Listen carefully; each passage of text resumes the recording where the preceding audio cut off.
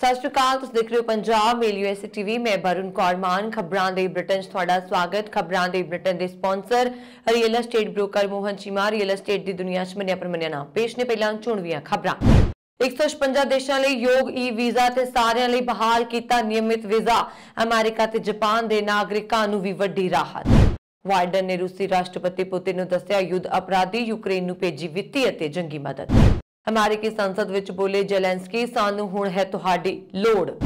जो Biden world's विच होण वाले नाटो सम्मेलन विच करनगे शिरकत। रूसी फौज वालों यूक्रेन विच बमबारी जारी, मारियोपोल विच थिएटर कीता गया तबाह। आस्ट्रेलिया चीन विचाले जंग दा खतरा, अमेरिका ने आस्ट्रेलिया भेजे हजारां फौजी ते मिसाइलां। अमेरिका विच रूसी दूतघर ने अपने नागरिकां लई हॉटलाइन कीती जारी। अमेरिका सने 6 देशों ने बुलाई यूएनएससी दी एमरजेंसी बैठक। यूक्रेन विच मनुखी स्थिति ते होवेगी चर्चा। ते हुण इन्हां खबरां दा विस्तार।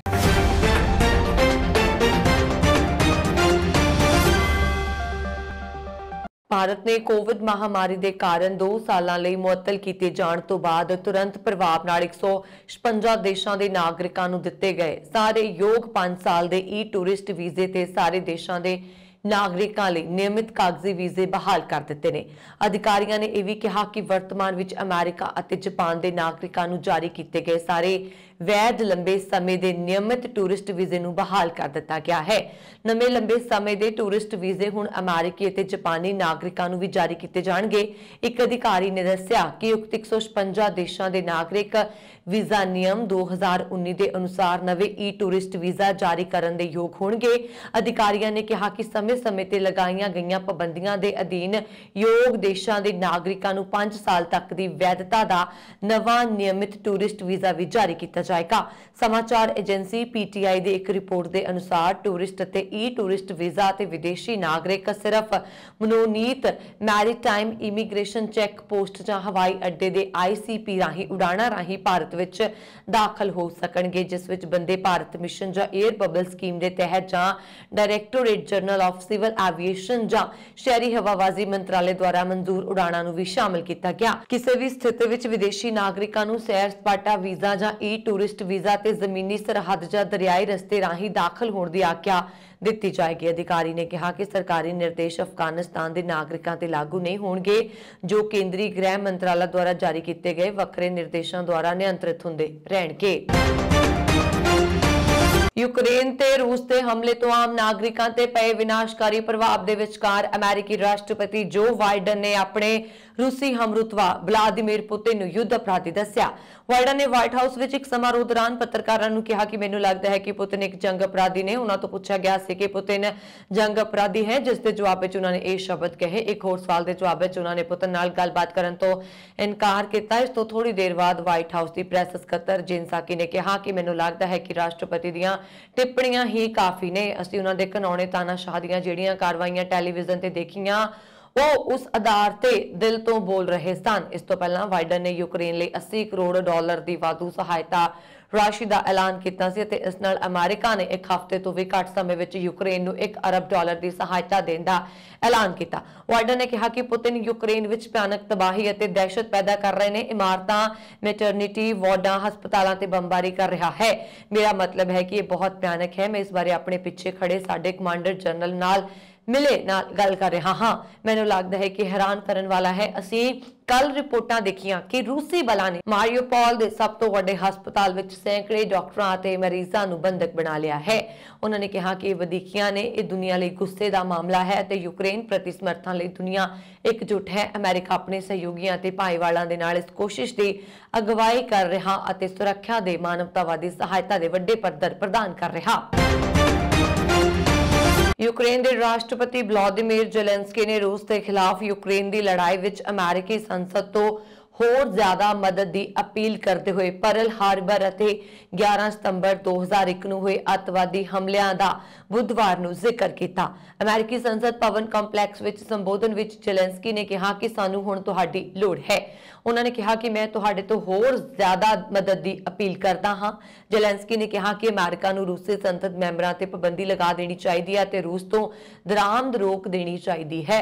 नाल ही उन्होंने अपने देश विच जंग नाल होई तबाही अते विनाश की एक वीडियो संसद मैंबरां नाल भरे एक ऑडिटोरीयम विच दिखाई। उन्होंने कहा कि यूक्रेन पिछे नहीं हटेगा, रूस ने साडे अधिकारां ते हमला किया है। हुण तक रूस ने 1000 तो ज्यादा मिसाइलां सुट्टियां ने। उन्होंने रूसियां ते होर आर्थिक पाबंदियां की मांग करदिआं कहा आमदन नालों ज्यादा महत्वपूर्ण शांति है। उन्होंने दे संबोधन तो पहलां ते बाद विच संसद मैंबरां ने अपणियां सीटां ते खड़े होकर उन्हां दा स्वागत किया। अमेरिकी राष्ट्रपति जो बाइडन नाटो के मुख्य दफ्तर बर्ज विच 24 मार्च नूं होण वाले नाटो सम्मेलन विच शिरकत करनगे। इस गल का खुलासा करदिआं व्हाइट हाउस के प्रेस सकत्तर जेन साकी ने कहा कि यूक्रेन ते रूस के बिना भड़काहट अते तानाशाही हमले के जवाब विच चल रहे युद्ध नूं रोकण ते शांतमई हल के यत्नां ते राष्ट्रपति बाइडन अपना पक्ष नाटो सहयोगियों प्रति समर्थन और वचनबद्धता की पुष्टि भी करेंगे। बाइडन की यात्रा के वेरवे भावें हाले स्पष्ट नहीं हैं, पर साकी ने यह संकेत जरूर दिता है कि जंग तो प्रभावित लोगों को मानवतावादी सहायता प्रदान करने लई ट्रांस एटलांटिक कोशिशों ते चर्चा जरूर होएगी। संभावना है कि बाइडन पोलैंड भी जा सकते हैं, जिथे वधेरे यूक्रेन वासियों ने शरण ली हुई है। भावें साकी ने यह गल तस्दीक नहीं की, पर बाइडन यूक्रेन के राष्ट्रपति व्लादिमीर जेलेंस्की नाल मुलाकात जरूर कर सकते हैं। पर स्पष्ट जरूर है कि राष्ट्रपति बाइडन ते उपराष्ट्रपति कमला हैरिस नाटो के समर्थन की पुष्टि करने के यत्नां च जरूर लगे हुए हैं। यूक्रेन के अधिकारियों ने दस्सिया कि रूसी फौज ने मारिउपोल शहर विच एक थिएटर नूं तबाह कर दिता, जिथे सैकड़े लोगों ने शरण ली हुई सी। अजे तक ये पता नहीं लग सकिया कि इस हमले विच किन्ने लोग जख्मी हुए ने। मारिउपोल सिटी काउंसिल ने दस्सिया कि थिएटर ते बुधवार नूं हवाई हमला किया गया। सैटेलाइट तो तस्वीर लैण वाली मैक्सार कंपनी ने कहा कि सोमवार दी तस्वीरां विच दिखाई दिता कि इमारत के अगले अते पिछले पासे रूसी भाषा विच वड्डे चिट्टे अखरां विच बच्चे शब्द लिखिया होया सी। स्थानक अधिकारियों ने कहा कि रूसी सैनिकों द्वारा घेराबंदी किए गए शहर मारिउपोल तो वध नुकसान होर किते नहीं होया। उन्होंने दस्सिया कि मिसाइल हमले ते गोलाबारी विच 2300 तो वध लोग मारे गए। 4,30,000 लोगों की आबादी वाले इस दक्षिणी बंदरगाह शहर लगभग 3 हफ्तियां तो लड़ाई जारी है, जिस नाल लोग भोजन, पानी, बिजली और दवाई लई तरस रहे हैं। यूक्रेन के सैनिकों ने डोनेट्स्क पीपल रिपब्लिक विच 2 बस्तियां ते 15 मिनटां की म्याद विच 2 बस्तियां ते 122 मिलीमीटर के 14 गोले दागे। Joint centre for control and coordination of armistice regime विच जीपीआर प्रतिनिधि के दफ्तर ने एक बयान विच जानकारी दी। बयान विच कहा गया है कि क्रासनी पार्टीजान अते याजनी नोवात्या दीआं बस्तियां ते गोलाबारी की गई। 6 गोले क्रासनी पार्टीजान पिंड अते 8 याजनूता दे दागे गए। गौरतलब है कि यूक्रेनी फौजां दे हमलिਆਂ ਤੋਂ बचा लई डोनेस्टिक अते लुहानस्क गणराज्यां दीआं कालां दे जवाब विच रूस ने 24 फरवरी नूं यूक्रेन विच एक विशेष फौजी कार्रवाई शुरू की, जो अजे तक जारी है। रूस यूक्रेन जंग दे विचकार हुण चीन अते आस्ट्रेलिया विचाले जंग दे बदल मंडरा रहे ने। आस्ट्रेलिया ने मन्निया है कि चीन नाल तनाव वध रहा, जो जंग विच बदल सकता है। इस दौरान आस्ट्रेलिया नाल ऑक्स समझौता करन वाला अमरीका हज़ारां दी गिणती विच फौज, सत्ता तो हवा विच मार करन वालियां मिसाइलां, घातक तोपखाने, रॉकेट अते ड्रोन जहाज आस्ट्रेलिया भेज रहा। ਇਹ ਅਮਰੀਕੀ फौजी ਆਸਟ੍ਰੇਲੀਆਈ फौज ਨੂੰ ਇਹਨਾਂ ਹਥਿਆਰਾਂ ਦੀ ਵਰਤੋਂ ਕਰਨੀ ਸਿਖਾਉਣਗੇ। ਡੇਲੀ ਮੇਲ ਦੀ ਰਿਪੋਰਟ ਮੁਤਾਬਕ ਅਮਰੀਕੀ ਮਰੀਨ ਫੋਰਸ ਦੇ 2200 ਜਵਾਨ ਆਗਾਮੀ ਸਤੰਬਰ ਤੋਂ ਆਸਟ੍ਰੇਲੀਆ ਦੇ ਉੱਤਰੀ ਖੇਤਰ ਵਿੱਚ ਤਾਇਨਾਤ ਰਹਿਣਗੇ। ਆਸਟ੍ਰੇਲੀਆ ਦੀ ਰੱਖਿਆ ਬਲ ਮੁਤਾਬਕ ਅਜਿਹਾ ਪਹਿਲੀ ਵਾਰ ਹੋ ਰਿਹਾ ਜਦੋਂ ਅਮਰੀਕੀ ਪੈਦਲ ਫੌਜ ਦੇ 250 ਜਵਾਨ ਵੀ ਤਾਇਨਾਤ ਕੀਤੇ ਜਾ ਰਹੇ ਨੇ। ਇਹ ਅਮਰੀਕੀ ਫੌਜੀਆਂ ਦਾ ਸਮੂਹ ਭਾਰਤ ਪ੍ਰਸ਼ਾਂਤ ਖੇਤਰ ਵਿੱਚ ਵਾਸ਼ਿੰਗਟਨ ਦੀ ਪਹਿਲ ਕਦਮੀ ਦਾ ਹਿੱਸਾ ਹੈ, ਜਿਸ ਦੇ ਜ਼ਰੀਏ आने वाले सालों ताइवान ते चीन के हमले के खतरे का जवाब देने की तैयारी की जा सके। आस्ट्रेलिया के रक्षा मंत्री पीटर डटन ने सितंबर में चेतावनी दी थी कि चीन नाल टकराव नूं घट ना समझा जाए। उन्होंने कहा कि यूक्रेन ते रूस के हमले नूं लैके दुनिया रुझी हुई है अते चीन ताइवान नूं अपने नाल जोड़न की हिम्मत कर सकता है। अमेरिकी मरीन की इस तैनाती तो इलावा दोवां देशों की हवाई सेना विचाले सहयोग भी वध रहा।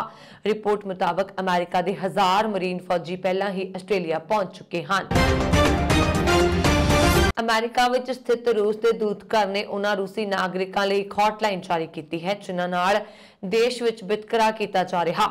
ਦੂਤਵਾਸ ਨੇ ਟੈਲੀਗ੍ਰਾਮ ਤੇ ਕਿਹਾ ਕਿ ਸੰਯੁਕਤ ਰਾਜ ਵਿੱਚ ਰਹਿ ਰਹੇ ਰੂਸੀ ਨਾਗਰਿਕਾਂ ਦੇ ਧਿਆਨ ਲਈ ਯੂਕਰੇਨ ਵਿੱਚ ਸੰਘਰਸ਼ ਦੇ ਦੌਰਾਨ ਰਾਸ਼ਟਰੀ, ਭਾਸ਼ਾਈ, ਸੱਭਿਆਚਾਰਕ, ਧਾਰਮਿਕ ਅਤੇ ਹੋਰ ਅਪਰਾਧਾਂ ਤੇ ਰੂਸੀ ਬੋਲਣ ਵਾਲੇ ਨਾਗਰਿਕਾਂ ਨਾਲ ਵਿਤਕਰੇ ਦੇ ਵੱਧ ਰਹੇ ਮਾਮਲਿਆਂ ਦੇ ਸੰਬੰਧ ਵਿੱਚ ਦੂਤਘਰ ਨੇ ਇੱਕ ਵਿਸ਼ੇਸ਼ ਸੰਚਾਰ ਚੈਨਲ ਬਣਾਇਆ। ਦੂਤਘਰ ਦੇ ਅਨੁਸਾਰ ਰਸ਼ੀਅਨ ਫੈਡਰੇਸ਼ਨ ਦੇ ਨਾਗਰਿਕ ਜਿਨ੍ਹਾਂ ਦਾ ਅਪਮਾਨ ਕੀਤਾ ਜਾ ਰਿਹਾ, ਜੋ ਹਿੰਸਾ ਦਾ ਸ਼ਿਕਾਰ ਹੋ ਰਹੇ ਨੇ ਜਾਂ ਜੋ ਜੀਵਨ ਅਤੇ ਸਿਹਤ ਲਈ ਖਤਰੇ ਸਮੇਤ ਕਈ ਤਰ੍ਹਾਂ ਦੇ ਪਰੇਸ਼ਾਨੀ ਦਾ ਸ਼ਿਕਾਰ ਨੇ, ਉਹਨਾਂ ਨੂੰ ਕਾਲ ਕਰਨ ਲਈ ਜਾਂ ਤੇ ਈਮੇਲ ਕਰਨ ਦੀ ਸਲਾਹ ਦਿੱਤੀ ਜਾਂਦੀ ਹੈ। ਬਿਨੇਕਾਰਾਂ ਨੂੰ ਸੰਪਰਕ ਵੇਰਵੇ ਛੱਡਣ ਲਈ ਕਿਹਾ ਗਿਆ ਹੈ। यूक्रेन ਤੇ ਚਰਚਾ ਕਰਨ ਲਈ ਵੀਰਵਾਰ ਨੂੰ ਸੰਯੁਕਤ ਰਾਸ਼ਟਰ ਸੁਰੱਖਿਆ ਪਰਿਸ਼ਦ ਦੀ ਹੰਗਾਮੀ ਬੈਠਕ ਬੁਲਾਈ ਗਈ। ਇਹ ਮੀਟਿੰਗ ਬਾਅਦ ਦੁਪਹਿਰ 3 ਵਜੇ ਹੋਈ, ਜਿਸ ਵਿੱਚ ਯੂਕਰੇਨ ਵਿੱਚ ਮਨੁੱਖੀ ਸਥਿਤੀ ਬਾਰੇ ਚਰਚਾ ਕੀਤੀ ਜਾਏਗੀ। ਇਹ ਬੈਠਕ America, Britain, France, Albania, Ireland ਅਤੇ ਨਾਰਵੇ ਨੇ ਬੁਲਾਈ। ਤੁਹਾਨੂੰ ਦੱਸਦੇ ਹਾਂ ਕਿ ਰੂਸ ਅਤੇ ਯੂਕਰੇਨ ਵਿਚਾਲੇ ਜੰਗ ਨੂੰ 21 ਦਿਨ ਬੀਤ ਚੁੱਕੇ ਨੇ। ਅਜੇ ਵੀ ਹਾਲਾਤ ਸੁਧਰਦੇ ਨਜ਼ਰ ਨਹੀਂ ਆ ਰਹੇ। ਹਾਲਾਂਕਿ ਚੱਲ ਰਹੀ ਜੰਗ ਨੂੰ ਰੋਕਣ ਲਈ ਹੁਣ ਤੱਕ ਗੱਲਬਾਤ ਨਾਕਾਮ ਰਹਿਣ ਤੋਂ ਬਾਅਦ ਰੂਸ ਅਤੇ ਯੂਕਰੇਨ ਨੇ ਕੱਲ ਕੁਝ ਅਜਿਹੇ ਸੰਕੇਤ ਦਿੱਤੇ ਕਿ ਦੋਵਾਂ ਧਿਰਾਂ ਵਿਚਾਲੇ ਸਮਝੌਤੇ ਤੇ ਪਹੁੰਚਣ ਦੀਆਂ ਸੰਭਾਵਨਾਵਾਂ ਦਿਖਾਈ ਦੇਣ ਲੱਗੀਆਂ ਨੇ।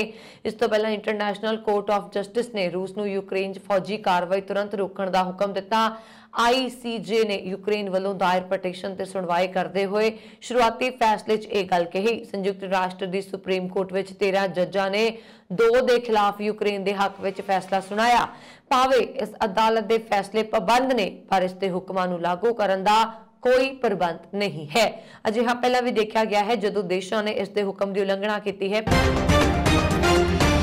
ਅਮਰੀਕਾ ਦੇ ਸੂਬੇ ਕੈਲੀਫੋਰਨੀਆ ਦੇ ਸ਼ਹਿਰ ਬਨੇਸ਼ੀਆ ਵਿਖੇ ਰੋਜ਼ ਮਾਰਕੀਟ ਵਿੱਚ ਪੰਜਾਬੀ ਸਟੋਰ ਮਾਲਕ ਬਹਾਦਰ ਸਿੰਘ ਦਾ ਇੱਕ ਲੁਟੇਰੇ ਵੱਲੋਂ ਗੋਲੀ ਮਾਰ ਕੇ ਕਤਲ ਕਰਨ ਦਾ ਮਾਮਲਾ ਸਾਹਮਣੇ ਆਇਆ। ਮ੍ਰਿਤਕ ਦਾ ਪੰਜਾਬ ਤੋਂ ਪਿਛੋਕੜ ਪਿੰਡ ਸਕੋਹਪੁਰ ਜ਼ਿਲ੍ਹਾ ਸ਼ਹੀਦ ਭਗਤ ਸਿੰਘ ਨਗਰ ਦੱਸਿਆ ਜਾ ਰਿਹਾ। ਪੁਲਿਸ ਦਾ ਕਹਿਣਾ ਹੈ ਕਿ ਬੀਤੇ ਦਿਨ ਰਾਤ 10 ਵਜੇ ਦੇ ਕਰੀਬ ਲੁਟੇਰਾ ਸਟੋਰ ਅੰਦਰ ਦਾਖਲ ਹੋਇਆ ਅਤੇ ਉਸਨੇ ਬਹਾਦਰ ਸਿੰਘ ਦਾ ਗੋਲੀ ਮਾਰ ਕੇ ਕਤਲ ਕਰ ਦਿੱਤਾ।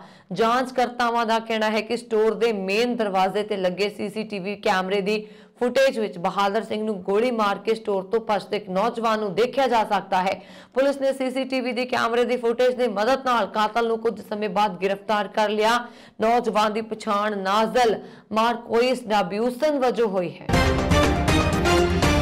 ਕਰਨਾਟਕ ਦੇ ਹਿਜਾਬ ਵਿਵਾਦ ਹੁਣ ਅਮਰੀਕਾ ਤੱਕ ਪਹੁੰਚ ਗਿਆ। ਅਮਰੀਕੀ ਸਦਨ ਦੀ ਵਿਦੇਸ਼ ਮਾਮਲਿਆਂ ਦੀ ਕਮੇਟੀ ਦੇ ਚੇਅਰਮੈਨ ਗ੍ਰੇਗਰੀ ਮਿਕਸ ਨੇ ਹਿਜਾਬ ਵਿਵਾਦ ਤੇ ਕਰਨਾਟਕ ਹਾਈ ਕੋਰਟ ਦੇ ਫੈਸਲੇ ਤੇ ਨਿਰਾਸ਼ਾ ਜ਼ਾਹਿਰ ਕੀਤੀ ਹੈ। ਉਹਨਾਂ ਨੇ ਇਸ ਫੈਸਲੇ ਤੇ ਨਿਰਾਸ਼ਾ ਜ਼ਾਹਿਰ ਕਰਦੇ ਹੋਏ ਕਿਹਾ ਕਿ ਫੈਸਲਾ ਪ੍ਰਗਟਾਵੇ ਦੀ ਆਜ਼ਾਦੀ ਤੇ ਪਾਬੰਦੀ ਲਗਾਏਗਾ ਤੇ ਲੜਕੀਆਂ ਨੂੰ ਆਪਣੇ ਧਰਮ ਅਤੇ ਸਿੱਖਿਆ ਦੇ ਅਧਿਕਾਰ ਵਿਚਕਾਰ ਪ੍ਰਭਾਵਸ਼ਾਲੀ ਢੰਗ ਨਾਲ ਚੋਣ ਕਰਨ ਲਈ ਅਗਵਾਈ ਕਰੇਗਾ। US ਹਾਊਸ ਦੇ ਵਿਦੇਸ਼ੀ ਮਾਮਲਿਆਂ ਦੀ ਕਮੇਟੀ ਦੇ ਚੇਅਰਮੈਨ ਗ੍ਰੇਗਰੀ ਮਿਕਸ 2021 ਤੋਂ ਵਿਦੇਸ਼ ਮਾਮਲਿਆਂ ਦੀ ਅਮਰੀਕੀ ਸਦਨ ਕਮੇਟੀ ਦੀ ਪ੍ਰਧਾਨਗੀ ਕਰ ਰਹੇ ਨੇ। ਉਹਨਾਂ ਨੇ ਕਿਹਾ ਕਿ ਭਾਵੇਂ ਅਮਰੀਕਾ, ਭਾਰਤ ਜਾਂ ਕਿਤੇ ਵੀ ਘੱਟ ਗਿਣਤੀ ਭਾਈਚਾਰਿਆਂ ਨਾਲ ਕਿਸ ਤਰ੍ਹਾਂ ਦਾ ਸਲੂਕ ਕੀਤਾ ਜਾਂਦਾ ਹੈ, ਇਹ ਸਮਾਜ ਦਾ ਸਹੀ ਮਾਪਦੰਡ ਹੈ, ਪਰ ਅਦਾਲਤ ਦੇ ਇਸ ਫੈਸਲੇ ਨਾਲ ਪ੍ਰਗਟਾਵੇ ਦੀ ਆਜ਼ਾਦੀ ਤੇ ਰੋਕ ਲੱਗੇਗੀ। ਕਰਨਾਟਕ ਹਾਈ ਕੋਰਟ ਦੇ ਚੀਫ ਜਸਟਿਸ ਰੀਤੂ ਰਾਜ ਅਵਸਥੀ, ਜਸਟਿਸ ਕ੍ਰਿਸ਼ਨਾ S ਦੀਕਸ਼ਿਤ ਅਤੇ ਜਸਟਿਸ JM ਖਾਜੀ ਦੀ ਬੈਂਚ ਨੇ ਮੰਗਲਵਾਰ ਨੂੰ ਹਿਜਾਬ ਵਿਵਾਦ ਤੇ ਆਪਣਾ ਫੈਸਲਾ ਸੁਣਾਇਆ। ਉਸਨੇ ਇਤਰਾਜ਼ ਨਹੀਂ ਕੀਤਾ ਤੇ ਵਿਦਿਅਕ ਸੰਸਥਾਵਾਂ ਵਿੱਚ ਹਿਜਾਬ ਤੇ ਪਾਬੰਦੀ ਨੂੰ ਚੁਣੌਤੀ ਦੇਣ ਵਾਲੀਆਂ ਵੱਖ-ਵੱਖ ਪਟੀਸ਼ਨਾਂ ਨੂੰ ਖਾਰਿਜ ਕਰ ਦਿੱਤਾ। ਨਿਊਯਾਰਕ ਦੀ ਮੈਟਰੋਪੋਲੀਟਨ ਪੁਲਿਸ ਨੇ ਉਸ ਵਿਅਕਤੀ ਨੂੰ ਗ੍ਰਿਫਤਾਰ ਆਖਰ ਕਰ ਹੀ ਲਿਆ ਜਿਸ ਤੇ ਸ਼ੱਕ ਸੀ ਕਿ ਉਸਨੇ ਪਿਛਲੇ ਦਿਨੀ ਵਾਸ਼ਿੰਗਟਨ ਤੇ ਨਿਊਯਾਰਕ ਏਰੀਆ ਵਿੱਚ 5 ਬੇਘਰੇ ਲੋਕਾਂ ਤੇ ਹਮਲਾ ਕਰਕੇ 2 ਨੂੰ ਮਾਰ ਮੁਕਾਇਆ। ਪੁਲਿਸ ਨੇ ਦੱਸਿਆ ਕਿ 5 ਹੀ ਪੀੜਤਾਂ ਤੇ ਇੱਕੋ ਹੀ ਰਾਈਫਲ ਨਾਲ ਗੋਲੀਆਂ ਚਲਾਈਆਂ ਗਈਆਂ। ਪੁਲਿਸ ਮੁਖੀ ਰਾਬਰਟ ਜੇ ਅਤੇ ਵਾਸ਼ਿੰਗਟਨ ਦੇ ਮੇਅਰ ਮੁਰੀਅਨ ਬੋਮਰ ਨੇ ਇਕੱਠਿਆਂ ਐਲਾਨ ਕੀਤਾ ਕਿ ਬੇਘਰੇ ਲੋਕਾਂ ਨੂੰ ਆਪਣੇ ਹਮਲੇ ਦਾ ਸ਼ਿਕਾਰ ਬਣਾਉਣ ਵਾਲਾ 30 ਸਾਲਾ ਗੇਰਾਲਡ ਨੂੰ ਗ੍ਰਿਫਤਾਰ ਕਰ ਲਿਆ ਗਿਆ ਹੈ ਤੇ ਇਸ ਦੀ ਮਾਨਸਿਕ ਦਿਸ਼ਾ ਵੀ ਠੀਕ ਨਹੀਂ ਹੈ ਤੇ ਉਹ ਖੁਦ ਵੀ ਬੇਕਾਰ ਹੀ ਹੈ। ਹਮਲਾਵਰ ਦੇ ਪਿਤਾ ਨੇ ਪੁਲਿਸ ਨੂੰ ਦੱਸਿਆ ਕਿ ਉਸਦੇ ਪੁੱਤਰ ਦੀ ਮਾਨਸਿਕ ਦਿਸ਼ਾ ਨਾ ਠੀਕ ਹੋਣ ਕਰਕੇ ਉਸਨੇ ਪਹਿਲਾਂ ਵੀ ਕਈ ਕੁਕਰਮ ਤੇ ਅਪਰਾਧ ਕੀਤੇ ਨੇ ਜਿਸ ਦਾ ਉਹਨਾਂ ਨੂੰ ਬਹੁਤ ਦੁੱਖ ਹੈ। ਨਸਲੀ ਆਧਾਰ ਤੇ ਵਿਦਿਆਰਥੀਆਂ ਦੀ ਝੂਠੀ ਨਿਲਾਮੀ ਰਾਹੀਂ ਵਿਕਰੀ ਦੇ ਮਾਮਲੇ ਸਾਹਮਣੇ ਆਉਣ ਤੋਂ ਬਾਅਦ ਨਾਰਥ ਕੈਰੋਲੀਨਾ ਦੇ ਸਕੂਲ ਬੋਰਡ ਨੇ ਸਰਬਸੰਮਤੀ ਨਾਲ ਕਾਰਵਾਈ ਯੋਜਨਾ ਬਣਾਉਣ ਨੂੰ ਪ੍ਰਵਾਨਗੀ ਦਿੱਤੀ ਹੈ।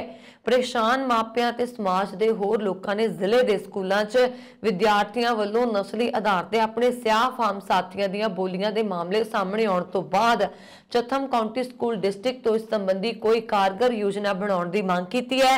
ਐਸ਼ਲੇ ਪਲਮਰ ਨੇ ਫੇਸਬੁੱਕ ਉੱਪਰ ਪਾਈ ਇੱਕ ਪੋਸਟ ਵਿੱਚ ਕਿਹਾ ਹੈ ਕਿ ਜੇ ਐਸ ਵਾਟਰ ਸਕੂਲ ਵਿੱਚ 8ਵੀਂ ਸ਼੍ਰੇਣੀ ਵਿੱਚ ਪੜ੍ਹਦੇ ਉਸਦੇ ਸਿਆਹ-ਫਾਮ ਪੁੱਤਰ ਨੇ ਦੱਸਿਆ ਕਿ ਉਸਦੀ ਕਲਾਸ ਦੇ ਕੁਝ ਵਿਦਿਆਰਥੀਆਂ ਨੂੰ ਗੁਲਾਮਾਂ ਦੀ ਝੂਠੀ ਮੁੱਠੀ ਨਿਲਾਮੀ ਰਾਹੀਂ ਵੇਚਿਆ ਗਿਆ। ਪਲਮਰ ਨੇ ਪਾਈ ਪੋਸਟ ਵਿੱਚ ਹੋਰ ਕਿਹਾ ਕਿ ਨਿਲਾਮੀ ਵਿੱਚ ਸ਼ਾਮਲ ਵਿਦਿਆਰਥੀਆਂ ਨੂੰ ਇੱਕ ਦਿਨ ਲਈ ਸਕੂਲ ਵਿੱਚੋਂ ਮੁਅੱਤਲ ਕੀਤਾ ਗਿਆ, ਪਰ ਇਸ ਦਾ ਵਿਦਿਆਰਥੀਆਂ ਉੱਪਰ ਕੋਈ ਅਸਰ ਨਹੀਂ ਪਿਆ। ਵਾਈਟ ਹਾਊਸ ਨੇ ਕਿਹਾ ਕਿ ਭਾਰਤ ਦਾ ਰੂਸ ਤੋਂ ਰਿਆਇਤੀ ਦਰ ਤੇ ਕੱਚਾ ਤੇਲ ਲੈਣਾ ਅਮਰੀਕੀ ਪਾਬੰਦੀਆਂ ਦੀ ਉਲੰਘਣਾ ਨਹੀਂ ਮੰਨਿਆ ਜਾਏਗਾ। ਨਾਲ ਹੀ ਉਸਨੇ ਕਿਹਾ ਕਿ ਦੇਸ਼ਾਂ ਨੂੰ ਇਹ ਵਿਚਾਰ ਕਰਨਾ ਚਾਹੀਦਾ ਹੈ ਕਿ ਯੂਕਰੇਨ ਤੇ ਰੂਸ ਦੇ ਹਮਲੇ ਦਰਮਿਆਨ ਤੁਸੀਂ ਕਿੱਥੇ ਖੜੇ ਹੋਣਾ ਹੈ। ਅਮਰੀਕਾ ਦੇ ਰਾਸ਼ਟਰਪਤੀ ਜੋ ਬਾਈਡਨ ਨੇ ਪਿਛਲੇ ਹਫ਼ਤੇ ਰੂਸ ਤੋਂ ਤੇਲ ਅਤੇ ਗੈਸ ਦੀ ਦਰਾਮਦ ਤੇ ਪਾਬੰਦੀਆਂ ਲਾਉਣ ਦਾ ਐਲਾਨ ਕੀਤਾ ਸੀ। ਵਾਈਟ ਹਾਊਸ ਦੀ ਪ੍ਰੈਸ ਸਕੱਤਰ ਜੇਨ ਸਾਕੀ ਨੇ ਮੰਗਲਵਾਰ ਨੂੰ ਪ੍ਰੈਸ ਕਾਨਫਰੰਸ ਵਿੱਚ ਕਿਹਾ ਕਿ ਕਿਸੇ ਵੀ ਦੇਸ਼ ਲਈ ਸਾਡਾ ਸੰਦੇਸ਼ ਇਹ ਹੈ ਕਿ ਅਸੀਂ ਜੋ ਪਾਬੰਦੀਆਂ ਲਗਾਈਆਂ ਨੇ ਅਤੇ ਸਿਫਾਰਿਸ਼ ਕੀਤੀ ਹੈ ਉਹਨਾਂ ਦੀ ਪਾਲਣਾ ਕਰੋ। ਭਾਰਤ ਵੱਲੋਂ ਰਿਆਇਤੀ ਦਰ ਤੇ ਕੱਚੇ ਤੇਲ ਦੀ ਰੂਸੀ ਪੇਸ਼ਕਸ਼ ਨੂੰ ਸਵੀਕਾਰ ਕਰਨ ਦੀ ਸੰਭਾਵਨਾ ਵਾਲੀ ਇੱਕ ਰਿਪੋਰਟ ਦੇ ਬਾਰੇ ਵਿੱਚ ਪੁੱਛੇ ਜਾਣ ਤੇ ਸਾਕੀ ਨੇ ਕਿਹਾ ਕਿ ਮੈਨੂੰ ਨਹੀਂ ਲੱਗਦਾ ਹੈ ਕਿ ਉਹਨਾਂ ਦੀ ਉਲੰਘਣਾ ਹੋਏਗੀ। ਸਾਕੀ ਨੇ ਕਿਹਾ ਕਿ ਇਸ ਗੱਲ ਤੇ ਧਿਆਨ ਦੇਈਏ ਕਿ ਮੌਜੂਦਾ ਸਮੇਂ ਦੇ ਸੰਦਰਭ ਵਿੱਚ ਤੁਸੀਂ ਇਤਿਹਾਸ ਕਿਸ ਤਰ੍ਹਾਂ ਦਰਜ ਹੋਣਾ ਚਾਹੁੰਦੇ ਹੋ। ਤੁਸੀਂ ਲੀਡਰਸ਼ਿਪ ਦੇ ਸਮਰਥਨ ਇੱਕ ਹਮਲੇ ਨੂੰ ਸਮਰਥਨ ਹੈ ਜਿਸ ਦੇ ਵਿਨਾਸ਼ਕਾਰੀ ਪ੍ਰਭਾਵ ਨੇ। ਭਾਰਤ ਨੇ ਯੂਕਰੇਨ ਤੇ ਰੂਸੀ ਹਮਲੇ ਦਾ ਸਮਰਥਨ ਨਹੀਂ ਕੀਤਾ ਅਤੇ ਉਹ ਸਾਰੇ ਹਿੱਤ ਧਾਰਕਾਂ ਨਾਲ ਗੱਲਬਾਤ ਰਾਹੀਂ ਮਤਭੇਦ ਨੂੰ ਸੁਲਝਾਉਣ ਦੀ ਲਗਾਤਾਰ ਕੋਸ਼ਿਸ਼ ਕਰ ਰਿਹਾ ਹੈ। ਅਮਰੀਕੀ ਵਕੀਲਾਂ ਨੇ ਪਾਕਿਸਤਾਨੀ ਅੱਤਵਾਦੀ ਅਤੇ 9/11 ਹਮਲੇ ਦੇ ਮਾਸਟਰਮਾਈਂਡ ਖਾਲਦ ਸ਼ੇਖ ਮੁਹੰਮਦ ਅਤੇ ਗੁਆਂਤਾਨਾਮੋ ਬੇਨਜ਼ਰਬੰਦੀ ਕੈਂਪ ਵਿੱਚ ਬੰਦ 4 ਲੋਕਾਂ ਦੇ ਨਾਲ ਇੱਕ ਸਮਝੌਤੇ ਲਈ ਗੱਲਬਾਤ ਸ਼ੁਰੂ ਕਰ ਦਿੱਤੀ ਹੈ। ਇਸ ਸਮਝੌਤੇ ਦੇ ਨਤੀਜੇ ਵਜੋਂ ਇਨ੍ਹਾਂ ਕੈਦੀਆਂ ਦੀ ਮੌਤ ਦੀ ਸਜ਼ਾ ਨੂੰ ਉਮਰ ਕੈਦ ਵਿੱਚ ਤਬਦੀਲ ਕੀਤਾ ਜਾ ਸਕਦਾ ਹੈ। ਇੱਕ ਮੀਡੀਆ ਰਿਪੋਰਟ ਵਿੱਚ ਇਹ ਗੱਲ ਕਹੀ ਗਈ ਹੈ।